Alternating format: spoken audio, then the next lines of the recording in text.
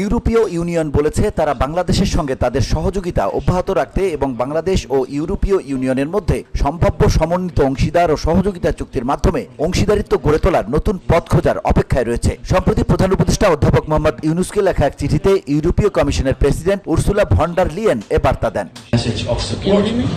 For the reform ambitions of the interim government, for the holding of elections in a transparent manner in line with international standards, and also to ask the Chief Election Commissioner what the European Union can do to support him and Bangladesh at this extremely important.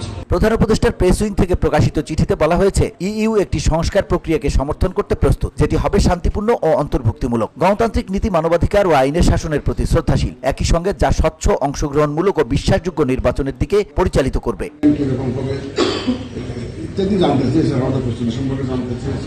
আর জানতে চেয়েছেন, ওনারা যেটা বলেছেন যে এই বাংলাদেশের এই অগ্রযাত্রায় ওনারা সাহায্য করতে প্রস্তুত, সব ধরনের সহায়তা ওনারা দিতে প্রস্তুত। ইউরোপীয় কমিশনের প্রেসিডেন্ট টেকসই উন্নয়ন, সবুজ উত্তরণ, দুর্নীতির বিরুদ্ধে লড়াই এবং আর্থিক ব্যবস্থার ডিজিটালাইজেশনের অগ্রগতির প্রতি ডক্টর ইউনূসের প্রতিশ্রুতিকে আন্তরিকভাবে স্বাগত জানান। ইউ এরই মধ্যে বাংলাদেশের সঙ্গে এই বিষয়গুলোতে জড়িত হয়েছে। প্রেসিডেন্ট ভন ডের লেইন বলেছেন, আমরা খাত সংশ্লিষ্ট অংশীদারদের সঙ্গে নির্দিষ্ট প্রয়োজনীয়তা নিয়ে আলোচনা করতে এবং চলমান উদ্যোগের সঙ্গে সামঞ্জস্যপূর্ণ অতিরিক্ত সহায়তা বিবেচনা করতে আগ্রহী। তিনি বলেন, গ্লোবাল গেটওয়ে ফর ইউর আওতায় রেলওয়ে, পানি সম্পদ, জলবায়ু অভিযোজন, স্বাস্থ্য, ডিজিটাল ও জ্বালানি সহ নিরাপদ ও নির্ভরযোগ্য নেটওয়ার্ক ও কানেক্টিভিটিতে ইউর বিনিয়োগের যথেষ্ট সম্ভাবনা রয়েছে।